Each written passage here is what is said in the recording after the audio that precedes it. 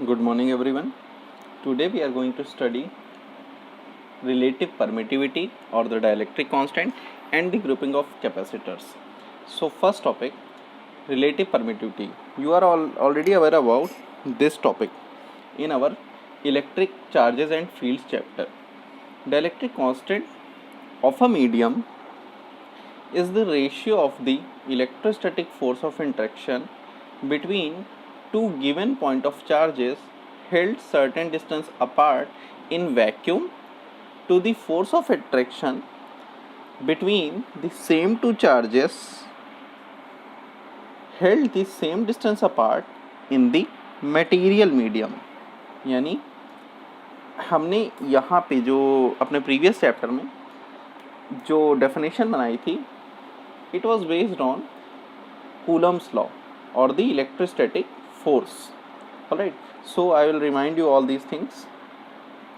Firstly, calculate the force of attraction in vacuum. If I say vacuum is V, force of attraction interaction in vacuum 1/4 pi epsilon naught, the value of the relative permittivity in vacuum.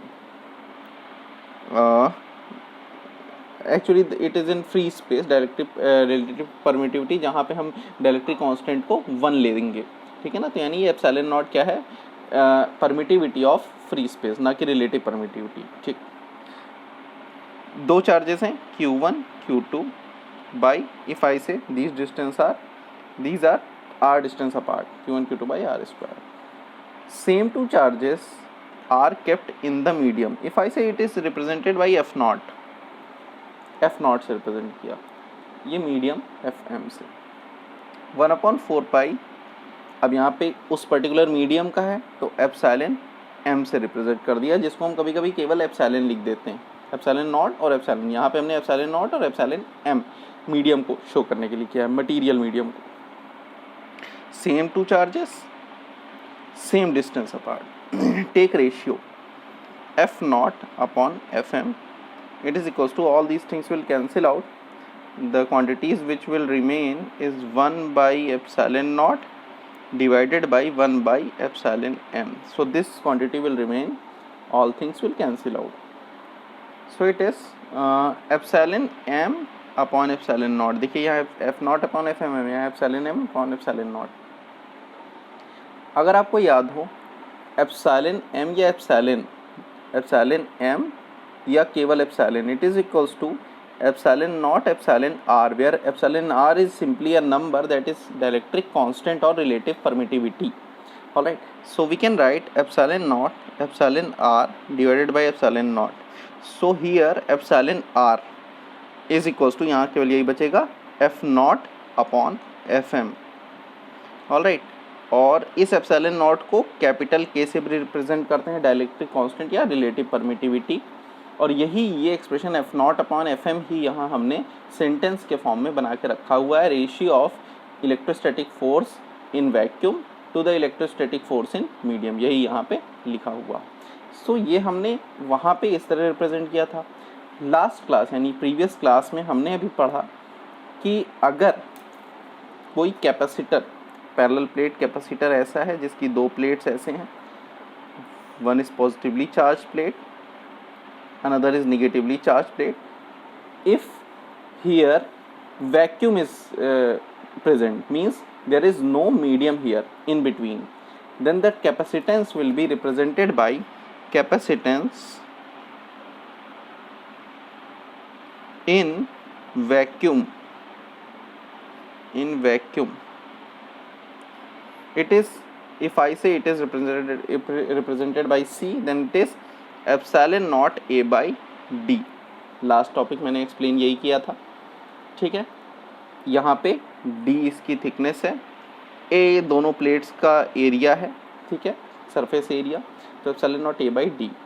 If I am putting some medium here, ऐसे medium भरा कि कोई भी space इसके बीच का खाली नहीं है, पूरी तरह से मैंने इसमें कोई मटीरियल मीडियम ऐसा भर दिया जिसका डायलेक्ट्रिक कांस्टेंट एप्सिलॉन r है, ठीक है, या एप्सिलॉन r कह लीजिए या k कह लीजिए.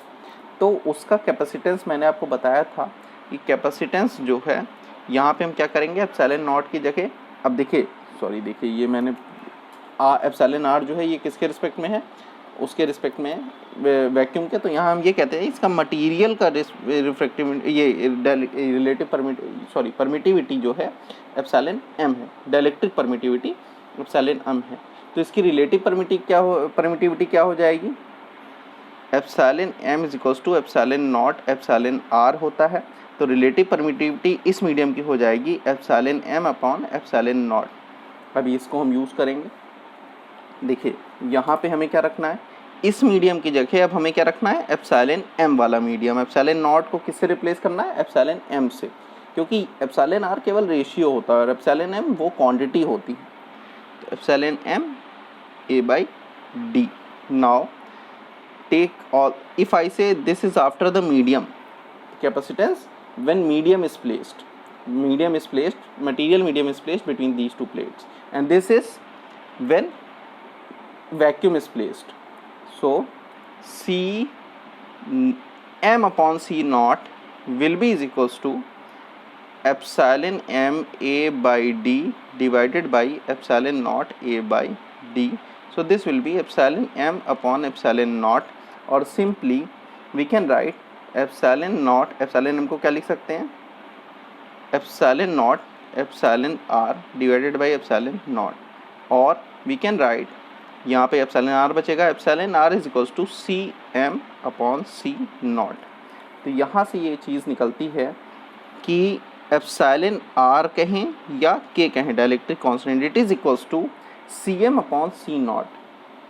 ठीक है, तो हम अब देखिए ये जो हमने मटेरियल भरा था इसको हम नाम देते हैं डाइलेक्ट्रिक, ये हमने पीछे देख रखा है, डाइलेक्ट्रिक मटेरियल, डाइलेक्ट्रिक मटेरियल, या फिर यहाँ लिख भी देते हैं। ठीक है, ये हमने इसमें भरा है एकदम plate to plate. So we can write this epsilon, और ये हम डिफाइन कर सकते हैं, it is equals to capacitance of a capacitor with dielectric, all right, to the capacitance of the same capacitor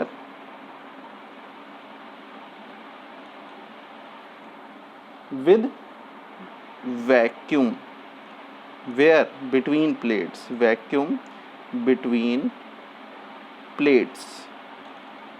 ठीक है, यानी इस प्लेट्स के बीच में हमने जब वैक्यूम भर दिया, तो इस रेशियो को कहते हैं रिलेटिव परमिटिविटी या dielectric constant.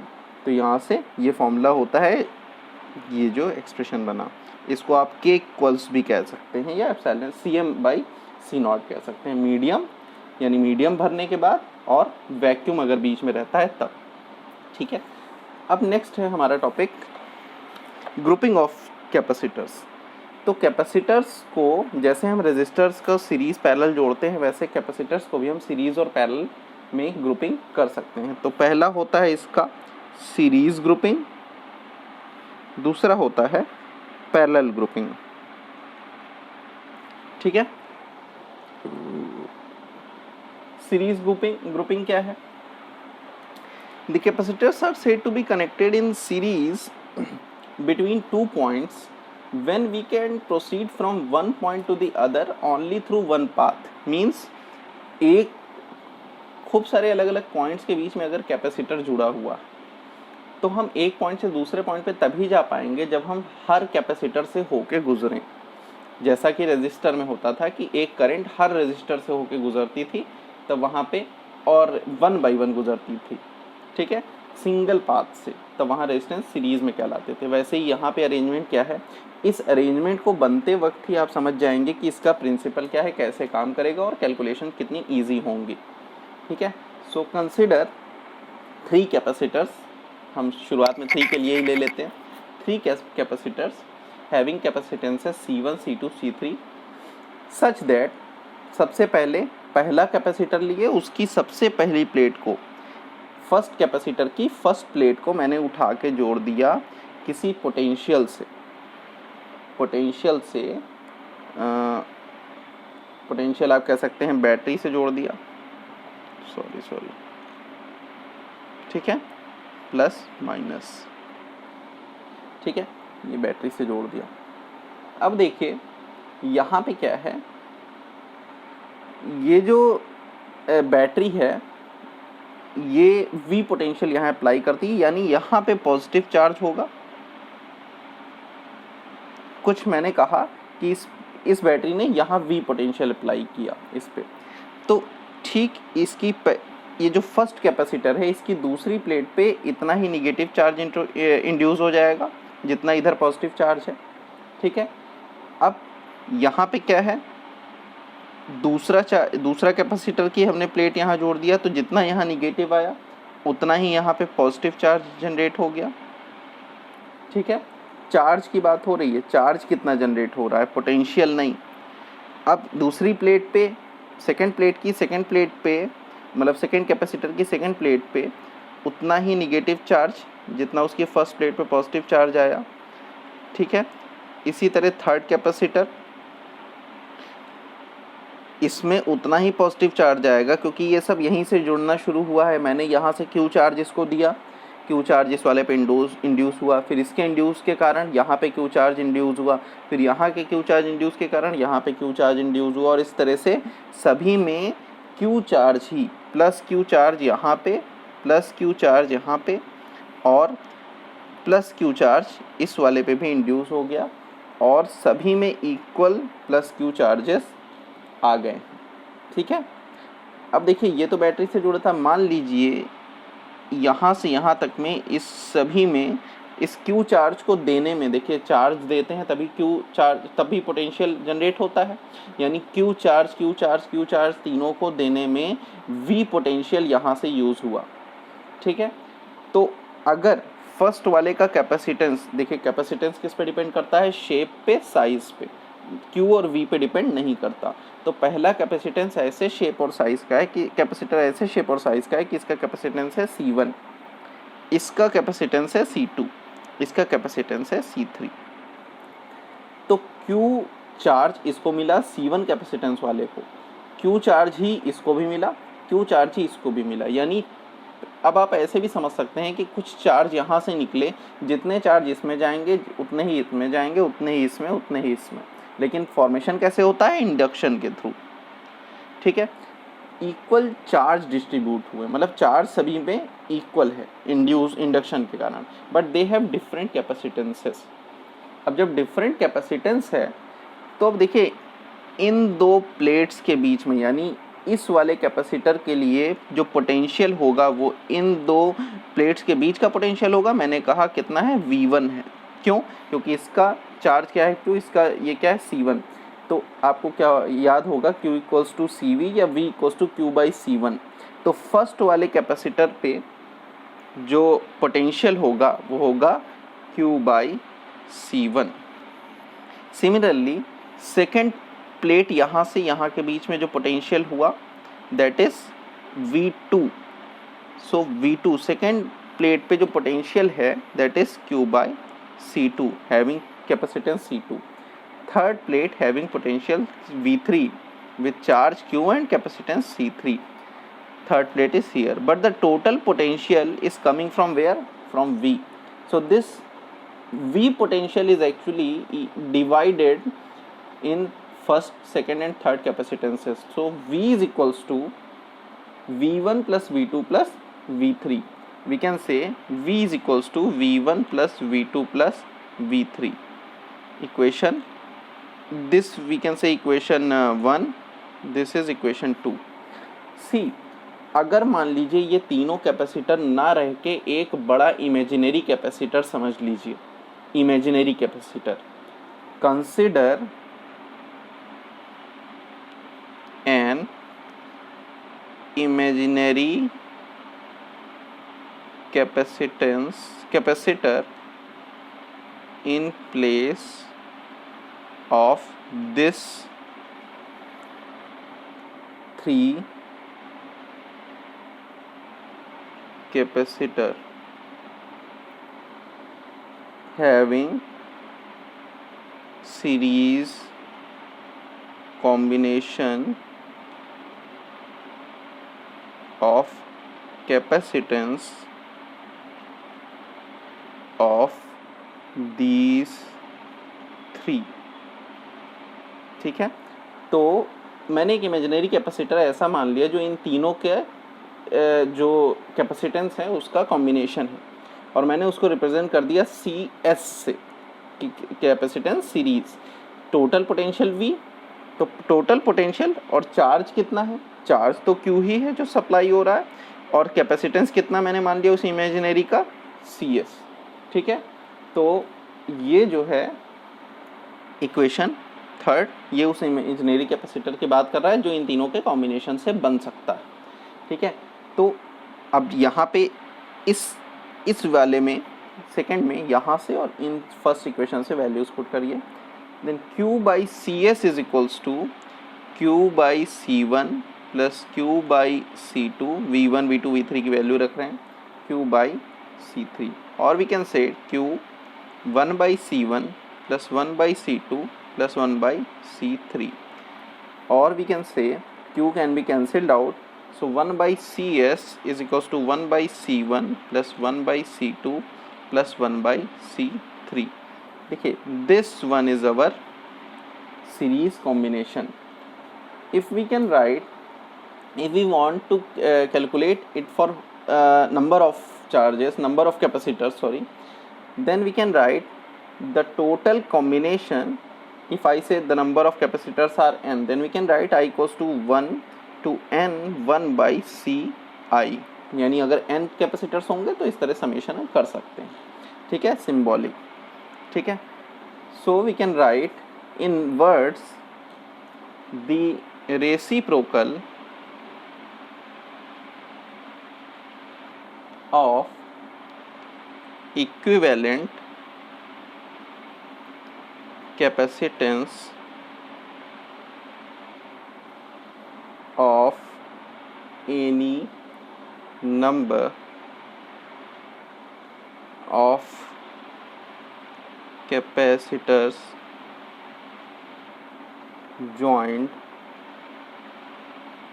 in series is equal to sum of the reciprocals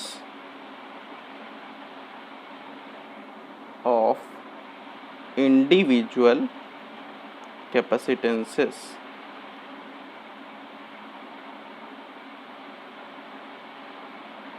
ठीक है, this can be written as this in words।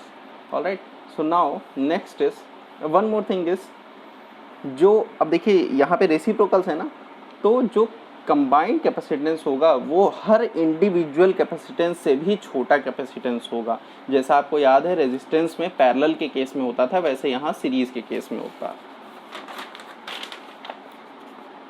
Now next is parallel combination.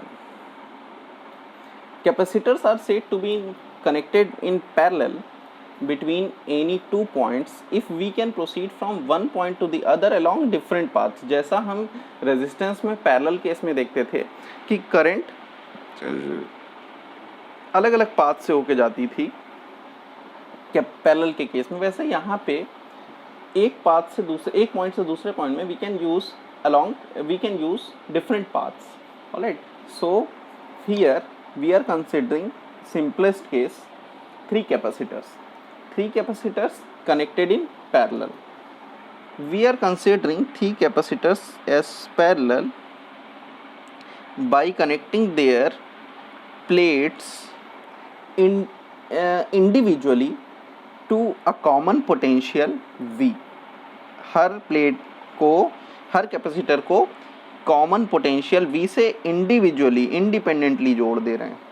ठीक है, कॉमन पोटेंशियल मैंने क्या अप्लाई कर दिया, मान लीजिए मैंने प्लस माइनस अप्लाई किया, ये पोटेंशियल मैंने V दिया हुआ।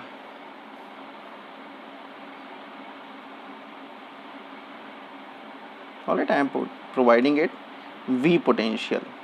So V potential here, V potential here, V potential here, or I can say V is applied here, V is applied here also, V is applied here also.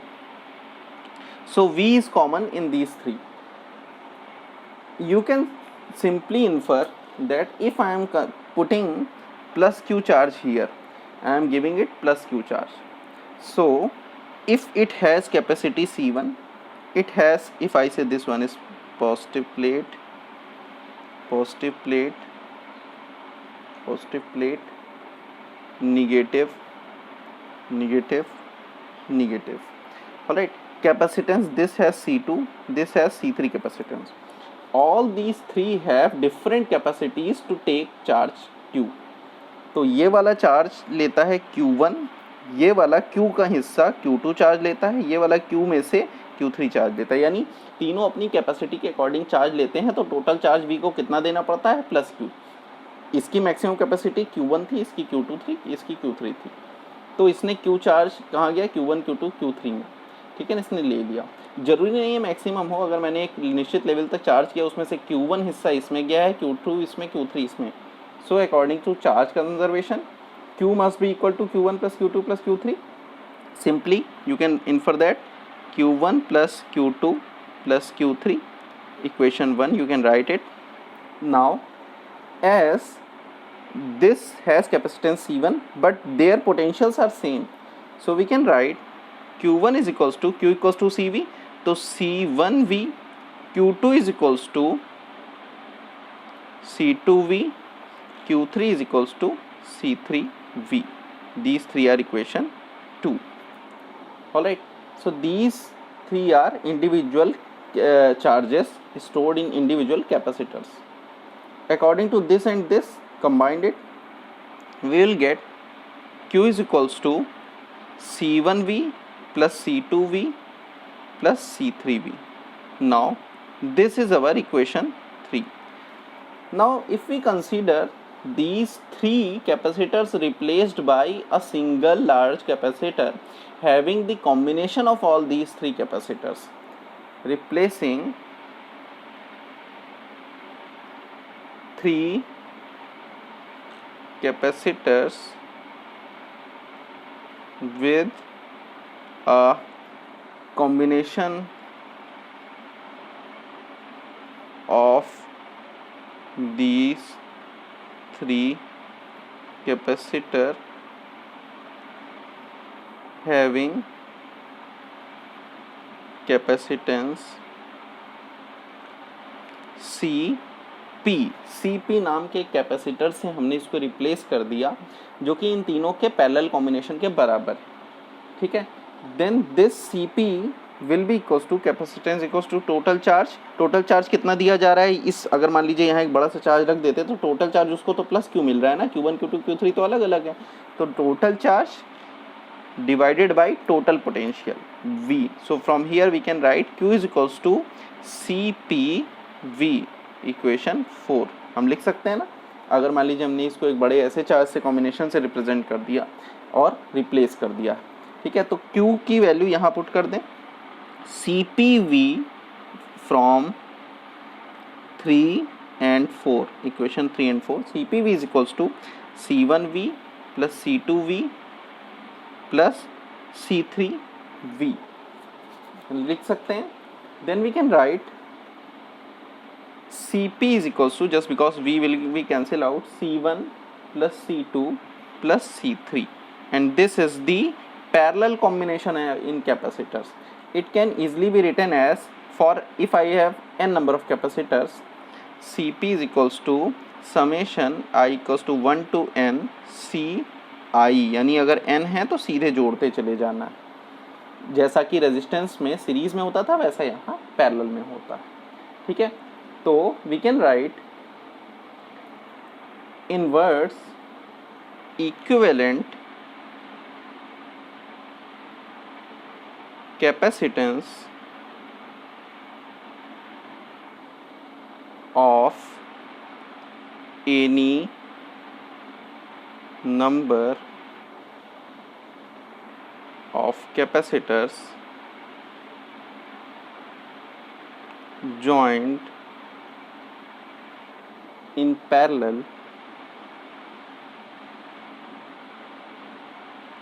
is equal to sum of the individual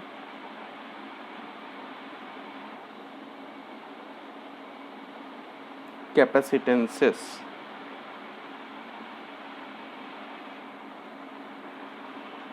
It is very simple. Here we infer that the capacitance Cp will always be greater than all the values of C1, C2, C3. इन सबसे तो बड़ा ही होगा ना C4 या जितने भी हम capacitance लेते हैं.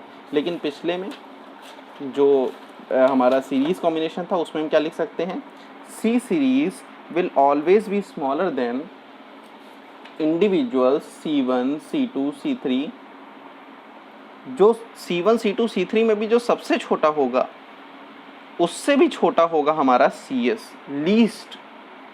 लीस्ट के केस में भी सबसे लीस्ट CS होगा. इसी तरह यहाँ पे ग्रेटेस्ट से भी ग्रेटर क्या होगा, ग्रेटेस्ट से भी ग्रेटर ये होगा, ग्रेटेस्ट से भी बड़ा क्या होगा, Cp होगा. This is all about the combination of charges. Thank you.